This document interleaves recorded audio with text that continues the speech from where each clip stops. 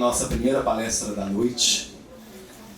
Lilith é uma personagem importantíssima, não só dentro da mitologia semita, como para várias outras culturas e filosofias. Na astrologia, ela é a lua negra. Enfim, para várias outras culturas, ela é de suma importância, uma personagem riquíssima, sobre a qual a nossa primeira palestrante vai falar hoje. Então, quero chamar ao palco Patrícia de Luna, psicóloga, colaboradora do site Vênus Digital. Você apresenta, você assina a coluna Afrodite em Tempos de Cólera. Afrodite em Tempos de Cólera, o nome é ótimo. Mas não é sobre Afrodite que ela vai falar hoje, ela vai falar sobre Lilith. Então, vai apresentar o lado oculto do feminino. Lilith, desde a expulsão do paraíso até os dias de hoje. Com vocês, Patrícia de Luna, o microfone é seu. Oi, gente. Eu sou a Patrícia de Luna. Não, obrigada. Eu sou a Patrícia de Luna, eu sou psicóloga, sou escritora e eu sempre pesquisei história de povos antigos, tradições antigas, religiões. E eu tenho um canal no YouTube que chama Histórias Secretas, que é sobre essas pesquisas, E Lilith é um arquétipo que nunca me interessou, porque eu pesquiso religiões e eu sempre soube que Lilith era um demônio. Lilith aparece em toda a mitologia da Suméria, a mitologia semita, Babilônia, a mitologia de toda a Mesopotâmia como um demônio. Então era um arquétipo que eu me interessasse muito. Mas os arquétipos, eles são partes de nós e eles sempre dão um jeito de aparecer.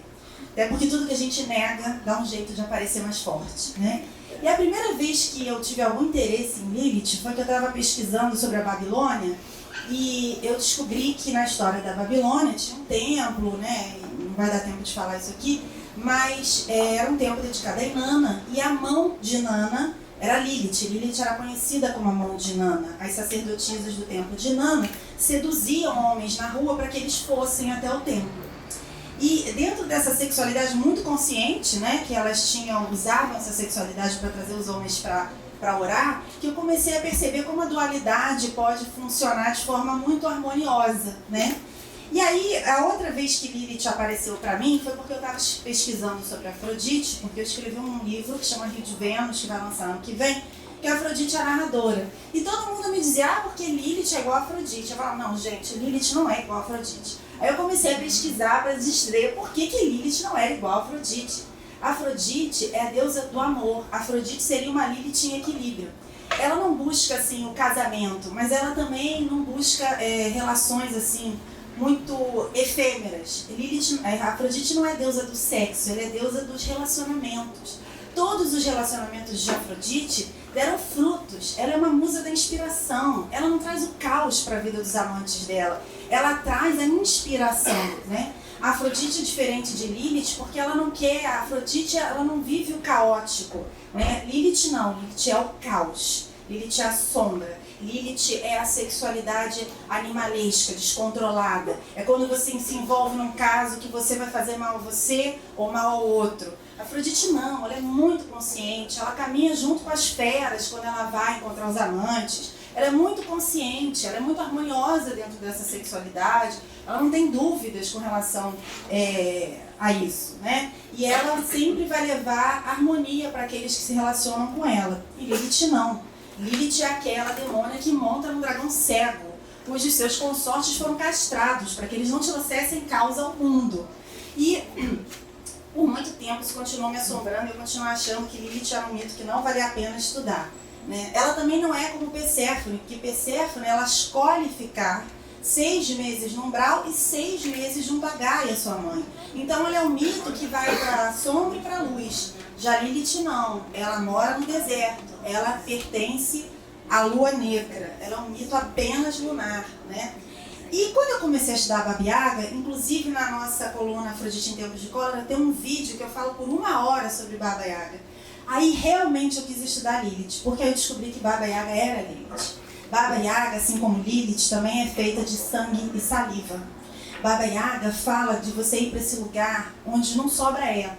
esse lugar dentro da floresta, dentro de você, em que você vai encontrar com você mesma. E por isso Jung chamava Lilith da ânima xamânica, aquele aspecto arquetípico dentro da nossa consciência, né? A ânima xamânica, aquela que é capaz de transformar o feminino, porque como Baba Yaga, fala desse lugar onde você encontra as vísceras, né? Onde você tem que encontrar o seu fogo interno. Inclusive a menina que vai encontrar a Baba Yaga na floresta, ela volta com fogo incandescente que consome por dentro aqueles que oprimiam ela.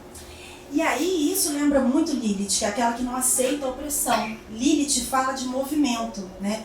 Um dos textos que eu mais gosto de Lilith é do Alfabeta de Ben Shihar, que é um texto medieval, que é uma palavra que nunca saiu da minha cabeça quando eu li, que dizia assim: então Lilith ficou muito irritada porque Adão não aceitava que ela ficasse por cima, os dois estavam sempre brigando, sempre discutindo, não se entendiam, ela lembrava ele que ela tinha sido criada junto com ele, também da terra, que ela não tinha que ficar por baixo nada, não tinha que respeitar regra nenhuma.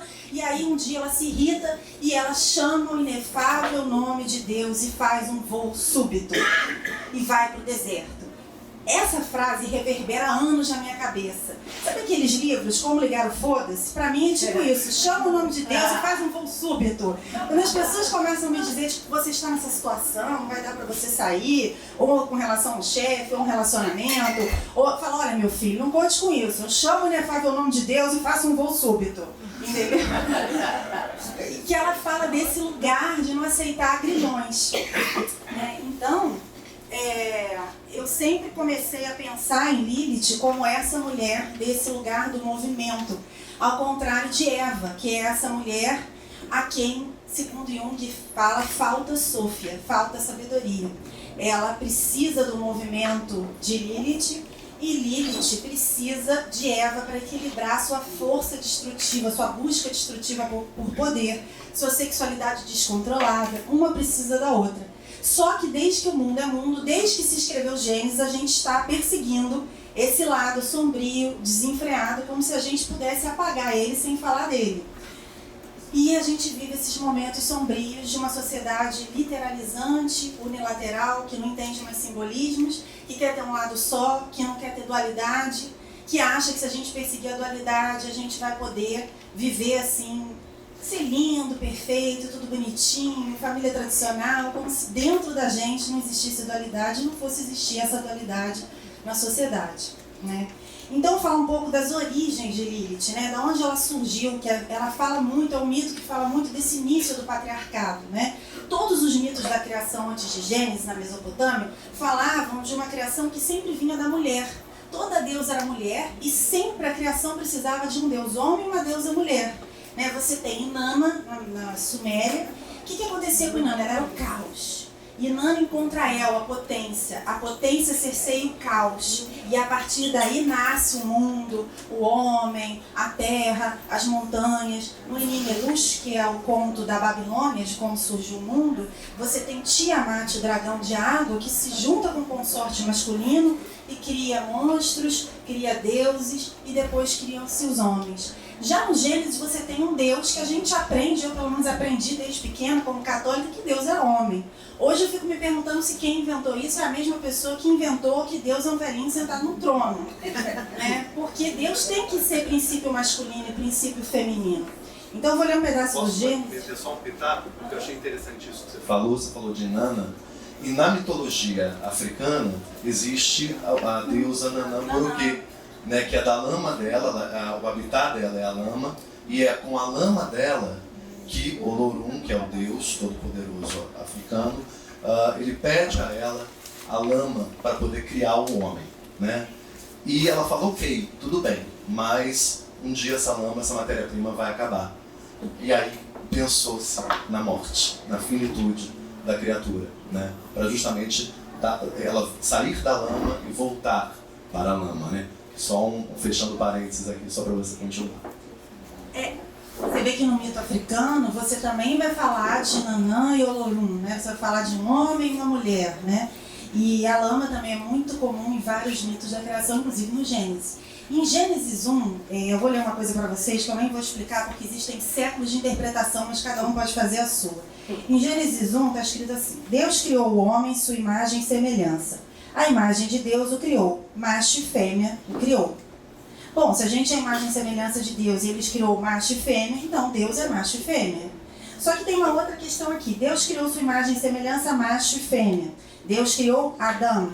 Ele não criou o Adão, ele criou Adão. Adão, em português, né? Adão vem de Adamá, que significa terra, né? Então, Adão é um ser homem e mulher. Ele não é um ser homem. Adão não é masculino nem feminino. E depois explicando como existe essa divisão em Gênesis 2, tem uma coisa muito estranha que também tem séculos de teologia, de diversas religiões, que tem algumas traduções esta sim é o osso dos meus ossos. Em outras traduções, desta vez é o osso dos meus ossos. Carne da minha carne. Esta será chamada mulher, pois foi tomada do homem. Se esta sim, então existe a outra? Se desta vez, então existe a outra? Eu não sei. A gente nunca vai poder responder. Por isso existem tantas correntes teológicas, tantas interpretações.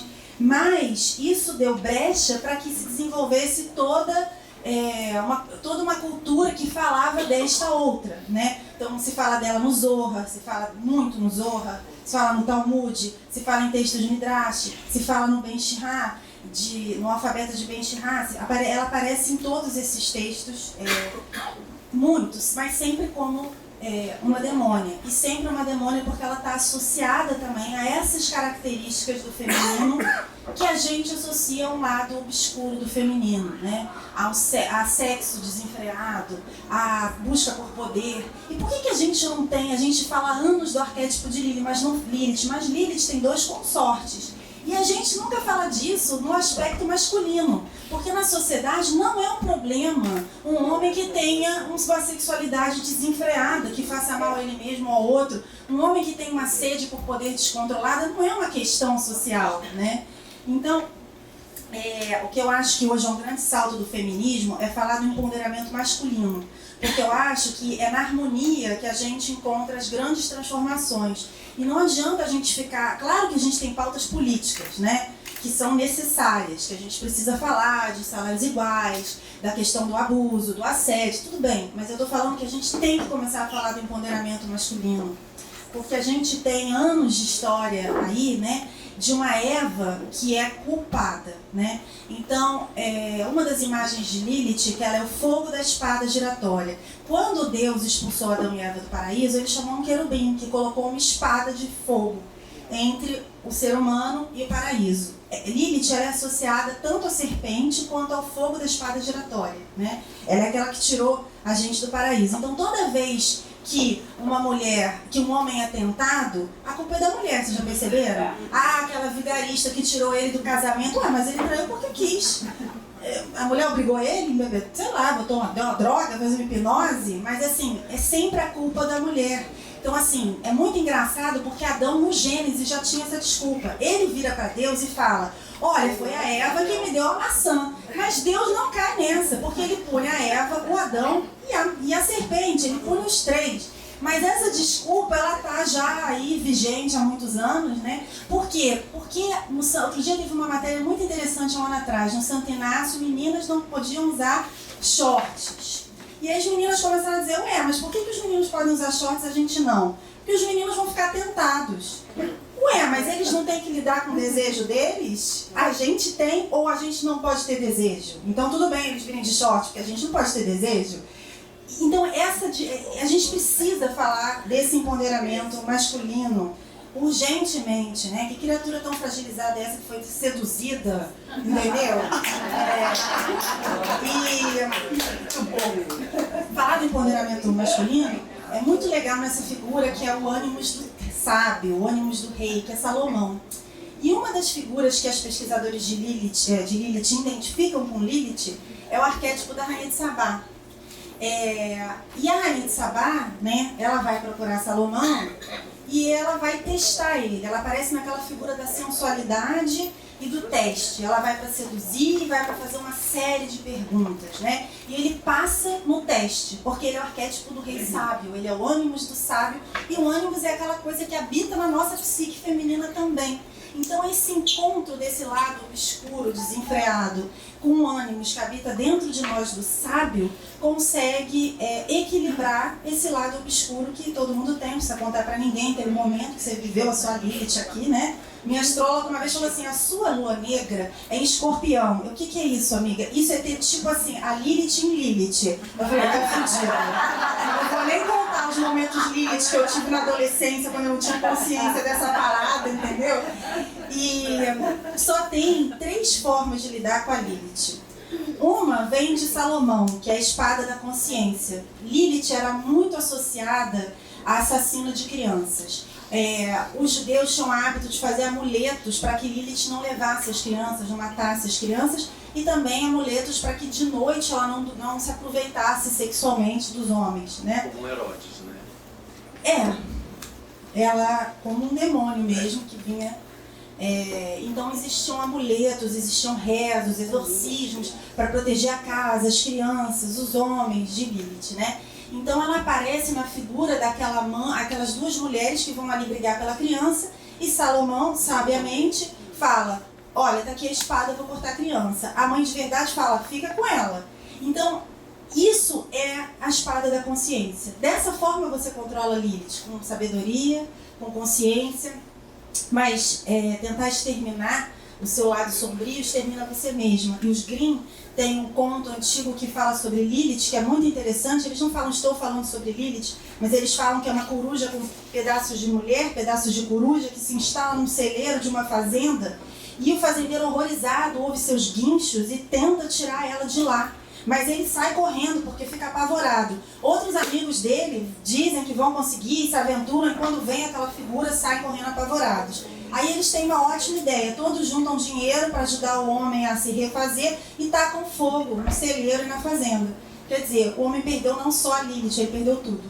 Então a gente não tem como queimar o lado sombra, né? A gente tem que conseguir achar uma forma de equilibrar ele, né? De harmonizar esse lado. Uma outra história muito boa que eu gosto muito é uma pesquisadora que chama Kluger, que pesquisa Lilith, que escreveu uma história em que a Eva está no fogão cozinhando e escondido dela o Adão recebe Lilith, né? E aí eles trepam loucamente, ele fala, não, porque você vai embora, a gente vai ficar meses sem se ver. E aí Eva tem uma ideia de que ela vai habitar o corpo de Lilith, e ela sai e toma o corpo de Lilith. E aí Adão fala pra ela, não, mas é porque a gente nunca mais, por que você tá tão amoroso? Não, porque você vai embora, a gente vai ficar meses sem se ver. Ela fala, não, eu não vou ficar aqui. E ele fala, não, porque aqui já tá a Eva. E aí ele olha pro fogão e a Eva não tá mais lá. Então, isso fala dessa harmonia entre a Eva e a Lilith, que é tão desejável, né? Para tirar a Eva desse lugar de só servir e tirar a Lilith desse lugar do caos destruidor, que ela precisa desse equilíbrio, né? Uma das coisas que eu acho assim, mais fascinantes sobre a Lilith é essa possibilidade de viver conscientemente a sexualidade. A gente tem na Bíblia mesmo muitas mulheres que usaram essa sensualidade, esse poder de sedução, como Débora, como Raquel, várias mulheres que apresentam essa consciência, né? E alguns pesquisadores falam que é impossível você conseguir isso na adolescência ou na primeira metade da sua vida. Mas que quando você consegue esse equilíbrio dentro de você, há uma busca pela parte masculina que te completa mais assim, a nível primordial, né? Como um complemento divino. E que no Zohar tem uma passagem muito interessante que fala que quando a Lilith conseguir se comportar, então a Shekinah voltará para o céu. Porque existe uma história de um casamento quartênio que o Deus era casado com Shekinah, sua contraparte. E Lilith era casada com seu consorte demoníaco. E aí, por causa dos filhos caídos, Shekinah desce até o umbral atrás de seus filhos. E Lilith teria subido. E que no dia que Lilith conseguisse se comportar adequadamente, então Shekinah voltaria ao céu. Então, eu vou concluir, gente, falando o seguinte, que esse equilíbrio hoje, né, é muito importante, porque quando a gente aceita os deuses e os demônios que habitam dentro de nós, né, os maus espíritos e os espíritos angelicais que estão todos dentro de nós, quando a gente aceita e enxerga o lado sombrio dentro de nós, como um lado que a gente não pode expurgar, a gente só pode acolher, entender e equilibrar, a gente consegue aceitar isso fora da gente, no outro também, né? E a gente vive hoje uma sociedade que quer obrigar o outro a se submeter àquilo que a gente acredita que é certo. Esse texto, todos esses textos falam também contra uma leitura fundamentalista do texto religioso, que é uma leitura muito perigosa, principalmente em tempos que política e religião estão se unindo, né? Esses textos, eles foram escritos num dado tempo, por um dado povo. Eu acredito que esses textos são textos inspirados, porque eu sou cristã, mas eu não acredito que cabe para eles uma leitura fundamentalista, que submeta pessoas a não serem pessoas, porque pessoas que não têm dualidade são máquinas. Um mundo onde não existe dualidade, nesse planeta nunca existiu.